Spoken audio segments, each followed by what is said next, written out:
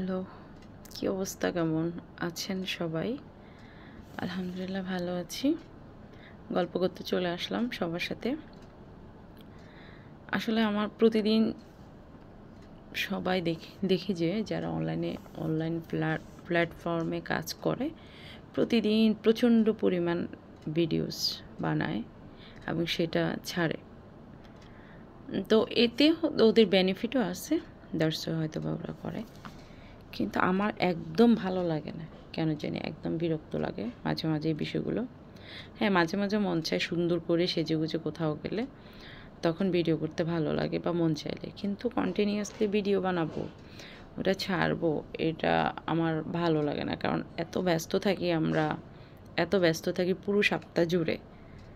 So schedule অনুযায়ী আমাদের সব কিছু শিডিউল অনুযায়ী, যে আমরা একটা পর একটা কি করব না করব, সকাল 5:30 6টার দিকে উঠে যে আমাদের রান্না বান্নার কাজ, নাস্তার কাজ, বাসা গুছগাছ করা, তারপরে হলো যেহেতু আমার মা অসুস্থ, মাকে পরিষ্কার করা, যে হাঁটা চলা তো মা করতে পারে না খাটের উপরে সব কিছু, তো ওনাকে পরিষ্কার করে ওনাকে নামাজে বসান, তারপর ওনার খাওয়া দাওয়া, ওষুধ, তারপরে হলো এগুলো শেষ করে আবার নিজে গোসল করে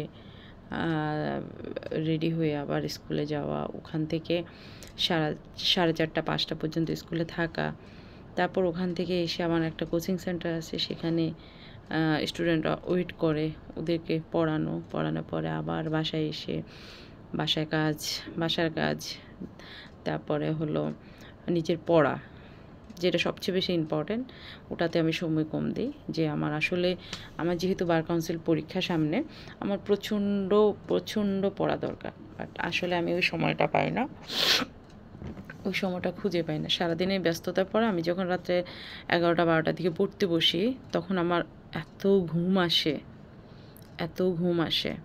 ঠিক আছে। তারপরে আবার যখন ঘুমাতে যাই, দেখা যায় আম্মু অসুস্থ, যে সারা রাত যেহেতু আম্মু অসুস্থ অনেক, আম্মুর কাছে ঘুমাইতে হয় এখন আমাকে। তো সারা রাতে মা ঘুমায় না, চিৎকার দেয়, কান্না করে বা ব্যথা করে, এসব বিষয় তো আছে প্রতিনিয়ত। যেহেতু আমার মার ক্যান্সার, তো ক্যান্সার তাও ফার্স্ট স্টেজে না, থার্ড স্টেজে আছে। সো অনেক ধরনের প্রবলেম আম্মু সারা রাত করে। তা আমি তো আম্মুর কাছে থাকি, দেখা যাচ্ছে নিয়মিত ঘুমাতেও পারি না। আবার সকালে উঠে নিত্য নৈমিত্তিক, যেহেতু আমরা জব করি, বাহিরে থাকি, ঘর বাহির দুইটাই আমাদেরকে সামলাইতে হয়। তো সব মিলে যে ভিডিও করবো, আসলে এই ধরনের মন মানসিকতা হয় না, মানে ভিডিও যে করবো আসলে দেয় না। তো মাঝে মাঝে মন চায়, যেমন এখন আমি পড়তে বসছি, এতক্ষণ আম্মুর কাছে ছিলাম, আম্মুকে ক্লিন করে নামাজে বসিয়ে আমি আসছি পড়তে। তো হচ্ছে হঠাৎ করে মোবাইল হাতে নিয়ে চিন্তা করলাম যে না, একটু ভিডিও করি, কথা বলি, যেহেতু কোনো ভিডিও ছাড়া হয় না। যে বিষয়টা নিয়ে আসলে কথা বলতাম, সেটা হলো আজকে সকাল থেকে যে একটা বিষয় নিয়ে আমার প্রচণ্ড পরিমাণ মন খারাপ। আর মন খারাপের কারণটা হলো, আসলে আমরা প্রত্যেকটা মানুষকে খুব বেশি বিশ্বাস করি। সবাই আমার মতো কিনা আমি জানি না, বাট আমি অনেক বিশ্বাস করি। আমি আসলে জীবনে এত বেশি ধোঁকা খেয়েছি, কিন্তু এই ধোঁকার পরও কিন্তু আমি মানুষদেরকে প্রচণ্ড পরিমাণ বিশ্বাস করি।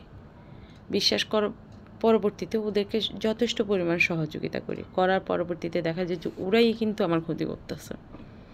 আমি দেখতেছি এটা, কিন্তু বিগত কয়েক বছর থেকে কিন্তু আমি রিয়েলাইজ করছি। তারপরে দেখা যায় যে আসলে কেউ একজন যখন খুব বেশি কান্নাকাটি করে, আবেগ দেখায়, তো আমি চেষ্টা করি যে বিশ্বাস করার।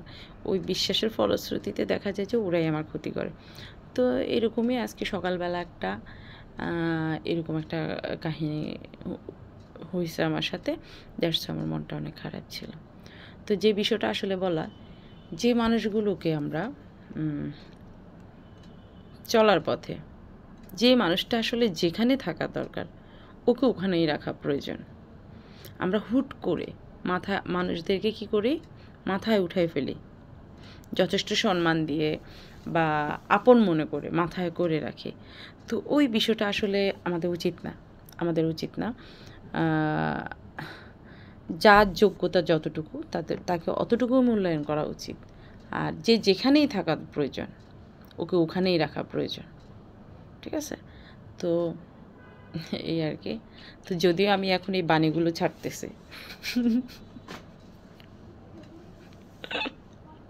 যদিও আমি মুখ দিয়ে বাণীগুলো ছাড়তেছি, বাট আমি জানি কালকে সকালেও কেউ যদি আসে আমার কাছে খুব মন খারাপ করে কান্নাকাটি করে কোনো সহযোগিতা চায়, আমি সেটা অবশ্যই করব। মানুষ তো আসলে আমরা, আমার বাবা মা যথেষ্ট ভালো মানুষ, যথেষ্ট ভালো মানুষ, সহজে মানুষদেরকে বিশ্বাস করতো। বাবা মা তো আছে এখনও, জীবিত আল্লাহ রাখছে। তো আসলে ওই ঘরের সন্তান আমরা। তো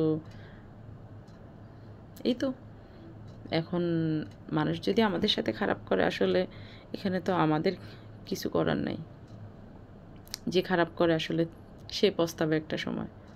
আমি মনে করি যে কেউ যদি আমার ক্ষতি করে, সো উপরওয়ালা কোনো না কোনোভাবে তার ক্ষতি কারো দ্বারা হয়ে যাবে, ঠিক আছে? তো এগুলো নিয়ে আমার এত হেডেক নেই। মানুষ আমাকে ছোটো করে কথা বলবে, বলুক না, আমার কিছু যায় আসে না। আমি জানি আমি কতটা অনেস্ট, আমি জানি আমি কতটা একটা ভালো, কত ভালো একটা মেয়ে। সো আমি কত সৎভাবে চলার চেষ্টা করি, কারো কোনো ক্ষতি করি না। তো আমারটা আসলে আমি জানি, আমার থেকে তো আমার সম্পর্কে কেউ জানার কথা না। অ্যান্ড আমার খবর আমি জানি যে আমি এরকম। তো কে কী বললো, কে কী করলো, তাতে আমার কিচ্ছু যায় আসে না, কিচ্ছু না। তো তারপরও মাঝে মাঝে মন খারাপ হয়ে যায়, এই হলো কথা। যেহেতু আমরা মানুষ, যতই আমি স্ট্রং একটা মেয়ে নিজেকে দাবি করি, কিন্তু আসলেই মন খারাপ হয়ে যায় এই বিষয়গুলোতে।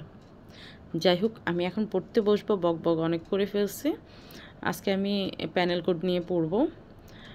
গত কয়েকদিন ধরে আমি প্যানেল কোড নিয়ে পড়তেছি, মানে দণ্ডবিধি 1860। তো দেখি কতটুকু পড়া যায়। যেহেতু আমাদের বার কাউন্সিল পরীক্ষা এপ্রিলে হবে, আমরা একটা নিউজ পেয়েছি যে ফেব্রুয়ারি মার্চ 2 মাস আমাদের কাছে হাতে সময় আছে। এপ্রিলে আমাদের বার কাউন্সিল পরীক্ষা হবে। তো সবাই আমার জন্য দোয়া করবেন, আর দোয়া করবেন, এবং আমি যেন ধৈর্য ধরে রাত্রে 12টা থেকে 11টা-12টা বসলে যেন আমার ঘুম না আসে। মিনিমাম 1 ঘন্টা 1.5 ঘন্টা যেন পড়তে পারি। তো সবাই আমার জন্য দোয়া করবেন, ভালো থাকবেন, সবাই ভালো থাকবেন, অনেক ভালো। আর আমিও দোয়া করি আপনারা সবাই ভালো থাকেন। আল্লাহ হাফেজ, বাই বাই।